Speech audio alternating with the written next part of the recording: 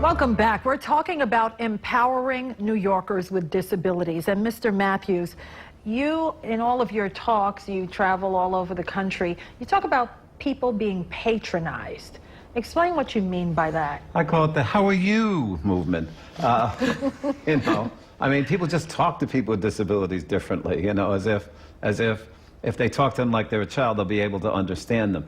But more importantly, it happens in the workplace all the time. You know, people will hire someone with disability and have them just sit at the reception desk, whether they can do something, so they can show the world that they've hired someone with a disability.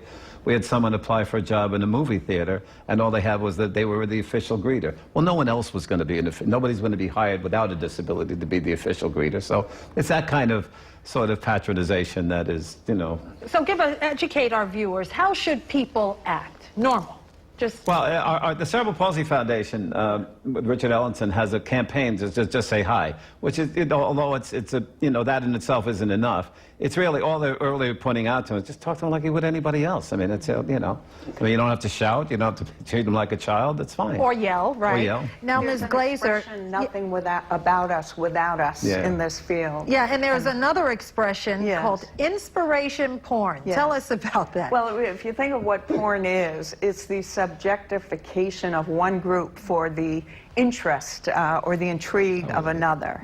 And so when we see the little girl with no arms who's painting a picture with her feet, for that little girl, that's just the way she paints a picture. And her life is not extraordinary, and she's not a hero or a heroine.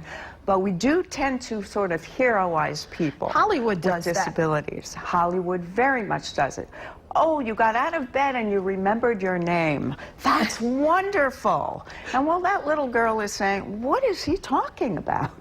Of course I remember my name. So people with disabilities know that they're just living their lives the way everybody else does. But somehow or other, we come out and look at it as heroic. Yeah, and Commissioner, where do we go from here? Is the landscape getting better overall for people with disabilities?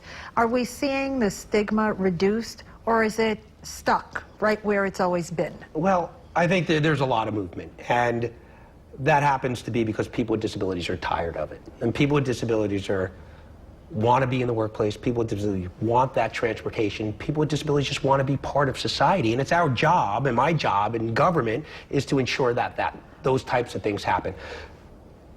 We're looking to see more. I mean, if we hear about accessible taxis, we've increased that. The cap on vehicles today. The fight between Uber and Lyft. About all the ride sharing and what the city council has done.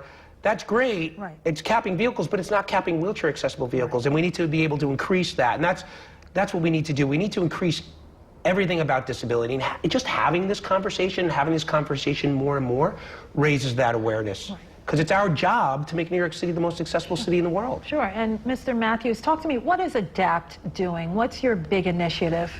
Well, you know, we have several thousand, we have over 1,000 children that we provide educational services for now and integrated in other settings in preschools.